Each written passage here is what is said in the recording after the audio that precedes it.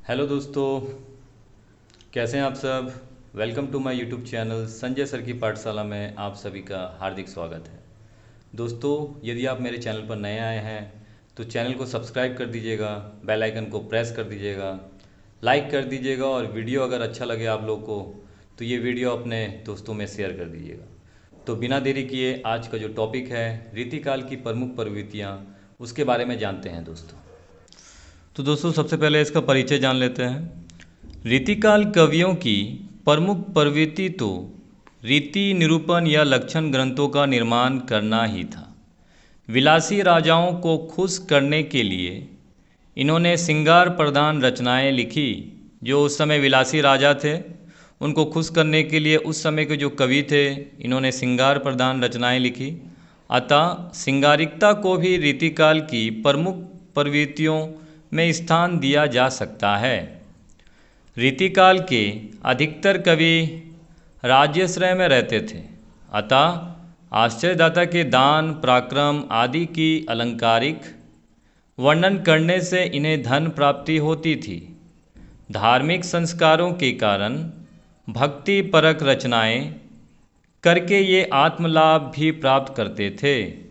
कुल मिलाकर भक्ति और नीति को भी इन कवियों की प्रवृत्तियों में सम्मिलित किया जा सकता है। तो उस समय के जो कवि थे दोस्तों, वे लोग क्या थे? दरबारी कवि थे। अपने विलासी राजाओं को खुश करने के लिए वे क्या करते थे? उनकी झूठी प्रशंसा करते थे, जिनसे उन्हें धन की प्राप्ति होती थी। ठीक है दोस्तों, और उन्हीं से उनका घर चलता था, जिसके कारण से उन्हें ये सब करना पड़ता था। रीतिकाल की प्रमुख प्रवृत्तियों के बारे में जानते हैं दोस्तों। तो सबसे पहला जो प्रवृत्तियां हैं वो है श्रृंगारिकता।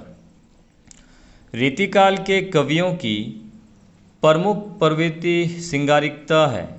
अपने आश्चर्यदाता को खुश करने के लिए वे उनके अनुकूल काव्य रचना करते थे। मतलब जो उन्हें पसंद है वही वो कविता लिखा करते थे।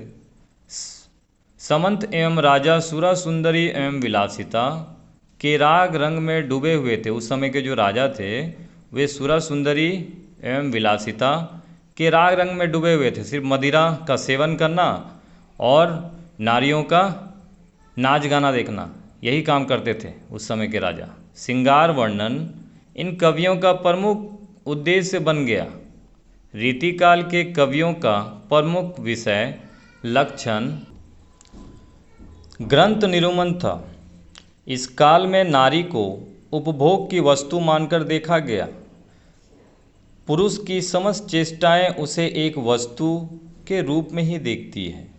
इन कवियों के श्रृंगार चित्रण में इंद्रिय सुख की प्रधानता दिखाई पड़ती है। तो उस समय जो कवि लोग थे, जो भी कविता लिखते थे, जो भी चित्रण करते थे नारियों के लिए, वे सिर्फ भोग विलास का साधन मात्र समझते थे नारी को। तो ये बहुत ही दुख की बात है दोस्तों।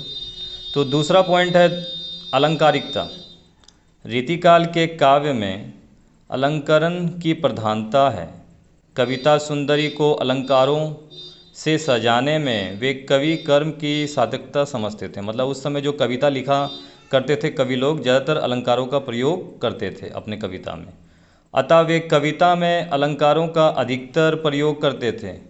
बिहारी ने चमत्कार मूलक अलंकारों का भरपूर प्रयोग किया है, जिन्हें देखकर पाठक आश्चर्यचकित रह जाता है।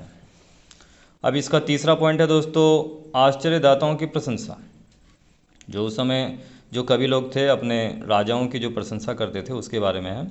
रीतिकाल के अधिकांश कवि राज दरबारों में आश्चर्य प्राप्त थे। मतलब अधिकतर जो कवि थे दोस्तों उस समय के, वे राज दरबारों में आश्चर्य प्राप्त थे। बिहारी, देव, भूषण आदि सभी प्रसिद्ध कवि राज दरबारों से वीरती प्राप्त करते थे। मतलब उन्हें झूठी प्रशंसा करते थे अपने राजाओं की, और उससे उन्हें धन की प्राप्ति होती थी। अतः यह स्वाभाविक था कि वे अपने आश्चर्यदाताओं की प्रशंसा में काव्य रचना करते। देव ने अपने आश्चर्यदाता भवानी सिंह की प्रशंसा में भवानी विलास लिखा, तो सुदन ने भरतपुर के राजा सुजान सिंह की प्रशंसा में सुजान चरित्र की रचना की। अब चौथा पॉइंट है दोस्तों भक्ति एवं नीति। डॉक्टर नागेंद्र के अनुसार रीतिकाल का कोई भी कवि भक्ति भावना से हीन नहीं है, हो भी नहीं सकता था, क्योंकि भक्ति उसके लिए मनोवैज्ञानिक आवश्यकता थी। राधा कृष्ण के नाम पर लिखी गई रचनाओं में भक्ति भावना प्रमुख न होकर श्रृंगार भावना प्रमुख है। 5वां नंबर है दोस्तों नारी भावना। रीतिकालीन काव्य का केंद्र बिंदु नारी चित्रण रहा है। अगर रीतिकाल के अधिकतर कवियों को अगर हम लोग देखते हैं दोस्तों, तो वो उनका केंद्र बिंदु क्या रहा है? सिर्फ नारी का चित्रण करना। नायिका के नक्सिक चित्रण में ही इन्होंने अधिक रुचि दिखाई है। उनके समक्ष नारी का एक ही रूप था, विलासिनी प्रेमिका का, अतः वे अन्य पक्षों की ओर से उदासीन रहे। नारी को वे भोग विलास का उपकरण मात्र समझते थे।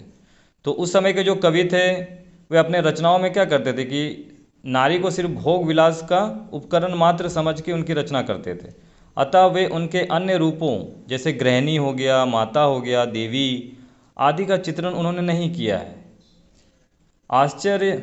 आचार्य हजारी प्रसाद द्विवेदी के अनुसार यहाँ नारी कोई व्यक्ति या समाज के संगठन की इकाई नहीं है, बल्कि सब प्रकार के बंधनों से मुक्त विलास का एक उपकरण मात्र है। 6ठा पॉइंट है दोस्तों नायिका भेद। इन कवियों की लेखनी से नायिका भेद का सुंदर वर्णन प्रकाश में आया है। भेद वर्णन अत्यधिक उत्तेजक और कामुक भी है। तो दोस्तों आज हम लोग ने सीखा कि रीतिकाल के जो अधिकतर कवि थे वे राज दरबारों में आश्रित थे। अपने आश्रयदाताओं को खुश करने के लिए वे उनके अनुकूल कविताओं की रचना करते थे, उनकी झूठी प्रशंसा करते थे, जिससे राजा खुश होकर उन्हें धन दिया करते थे।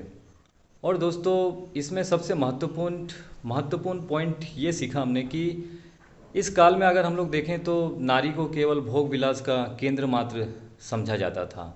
उनके जो अन्य रूप थे, माता, गृहिणी, बहन, इन रूपों के बारे में कवियों ने अपने कविताओं में या किसी भी रचनाओं में कुछ नहीं लिखा दोस्तों, तो कि बहुत ही दुख की बात है, क्योंकि आज की जो नारी अगर हम लोग देखते हैं तो वो पुरुषों से 2 कदम आगे ही है दोस्तों। तो दोस्तों यदि मेरा यह वीडियो आप लोगों को अच्छा लगा हो तो चैनल को ज़रूर सब्सक्राइब कर लीजिएगा दोस्तों, क्योंकि इसमें हिंदी साहित्य से रिलेटेड जितने भी प्रश्न बनते हैं, चाहे वो BA के हों या MA के हों, सभी आप लोग को देखने को मिलेंगे, वो भी आसान शब्दों में दोस्तों।